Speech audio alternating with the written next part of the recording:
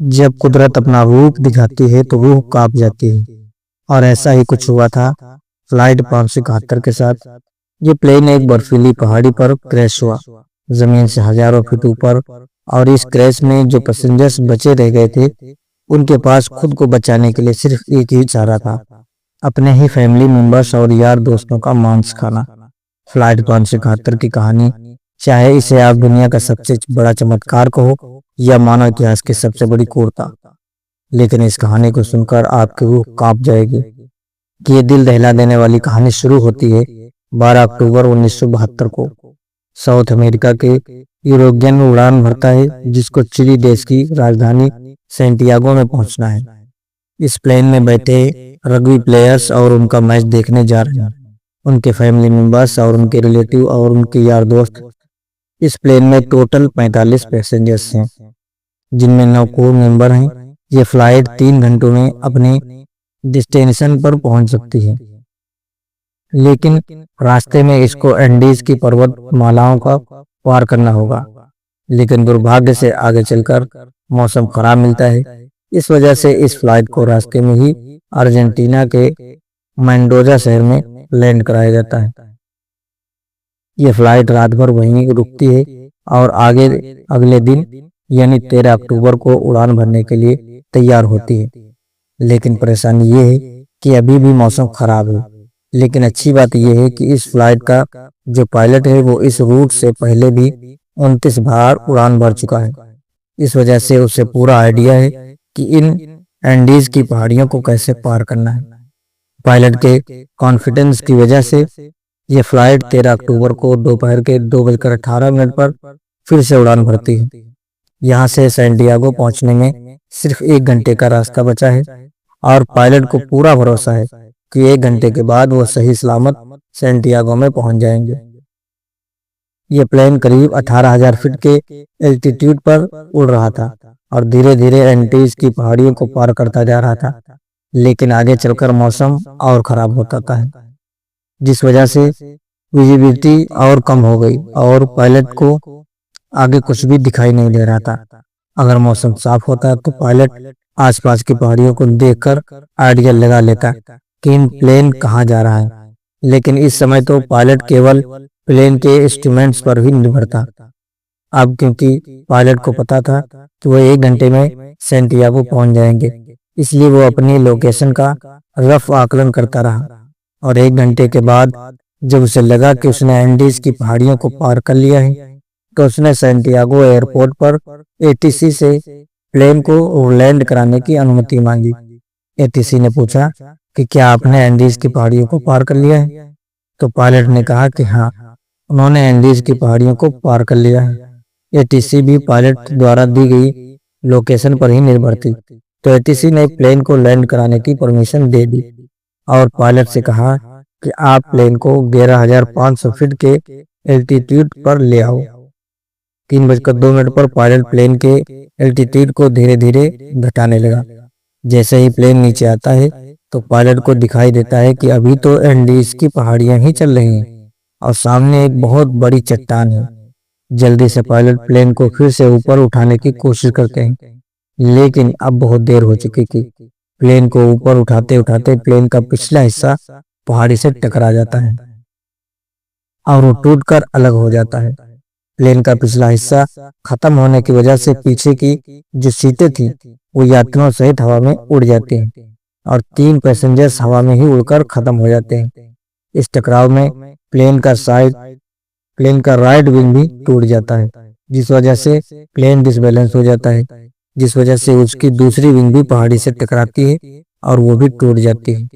अब केवल प्लेन का फ्रंट पार्ट ही बचा था, जो 350 किलोमीटर प्रति घंटे की रफ्तार से नीचे ग्लेशियर में टकराता है। प्लेन पूरी तरह से तहस नहस हो जाता है। प्लेन के पायलट तुरंत मारे जाते हैं। 45 में से 12 लोग इस घटना में मारे जा चुके हैं और 33 लोग अभी भी जिंदा हैं, लेकिन इनमें से ज्यादातर बहुत जख्मी हालत में हैं और उन्हें ये भी नहीं पता कि इस समय वो कहाँ पर हैं। ये क्रैश हुआ प्लेन जमीन से 3,570 मीटर की ऊंचाई पर एंडीज की किसी अनजान पहाड़ी पर बिखरा पड़ा है। क्या वो इस पहाड़ी पर बच पाएंगे? निकल पाएंगे वहां से या नहीं, ये कोई नहीं जानता। अभी तक जो हुआ वो तो महज एक छोटा सा ट्रेलर था। इस फ्लाइट की असली कहानी तो अब शुरू होगी। आप कल्पना भी नहीं कर सकते कि आगे चलकर इनके साथ क्या होने वाला है। ये वीरान एंडीज की पहाड़ियां अब इन पर कहर बनकर बरसने वाली हैं। इनके आगे की रोज स्टोरी जानकर आपके रूह तक का कांप जाएगी।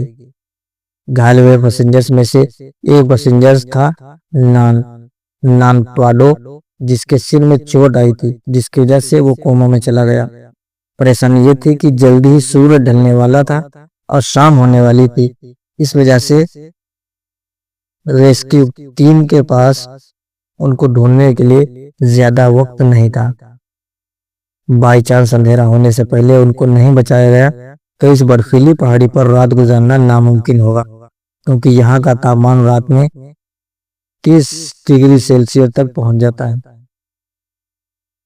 रेस्क्यू के लिए 4 जहाज रवाना किए गए। इन चारों जहाजों में से एंडीज की पहाड़ियों को खंगाल डाला, लेकिन इन्हें कहीं कहीं भी कुछ पता न चला, क्योंकि प्लेन ऐसी जगह पर क्रैश हुआ था जहां पर सफेद बर्फ और घना कोहरा था और प्लेन भी सफेद रंग का था।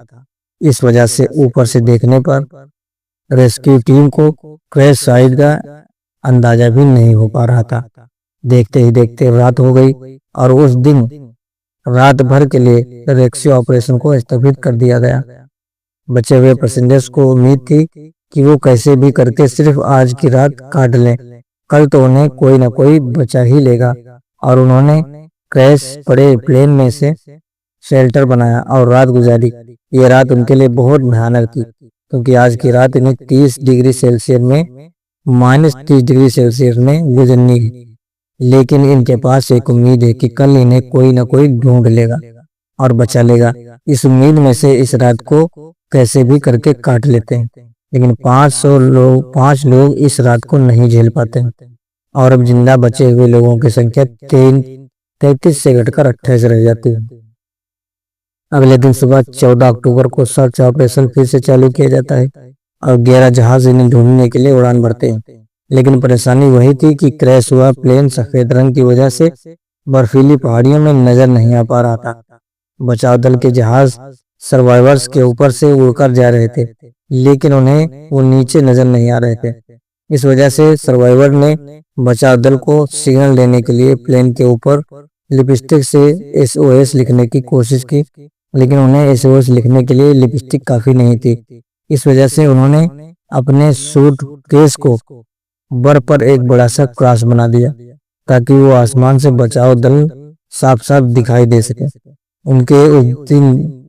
उनके ऊपर से 3 हवाई जहाज निकल गए, लेकिन अफसोस कि किसी ने भी इनको नोटिस नहीं किया और वो ये दिन भी गुजर जाता है। अगले दिन यानी 15 अक्टूबर, उस दिन भी कुछ ऐसा ही हाल रहता है, लेकिन बचाव दल इन्हें ढूंढने में असमर्थ रहता है। अब इन सर्वाइवर्स को समझ आ चुका था कि वो यह बहुत बुरे फंस चुके हैं। मदद कब तक आएगी ये कहा नहीं जा सकता। इस वजह से वो प्लेन में मौजूदा चीजों से सर्वाइवल की तकनीक बनाने में लगे हुए थे। धूप में बर्फ को पिघलाकर वो बूंद बूंद करके पानी की व्यवस्था कर तो लेते, लेकिन खाने के लिए उनके पास ज्यादा कोई ऑप्शन नहीं थे। क्रैश के 3 दिन बाद यानी 16 अक्टूबर को नामो प्राडो कोमा से आग उठता है और जैसे ही उसे होश आता है तो उसे पता चलता है कि इस क्रैश में उसकी मां खत्म हो चुकी है और उसकी 19 साल की बहन गंभीर रूप से घायल है। दिन प्रतिदिन गुजरता जा रहा है, मदद मिल नहीं पा रही है। प्लेन में जो खाना था वो भी खत्म हो चुका है। सूरज की रोशनी बर्फ से रिफ्लेक्ट होकर उनकी आंखों को डैमेज कर रही है। वो प्यास और असहनीय ठंडी को सहते सहते अब इन्हें इस पहाड़ी पर 8 दिन गुजर चुके हैं। रेस्क्यू प्लेन आते ही इनके ऊपर से निकल जाते हैं। क्रैश के 8 दिन बाद नांदुरा की बहन ने भी जीवन की लड़ाई को हार मान जाती है।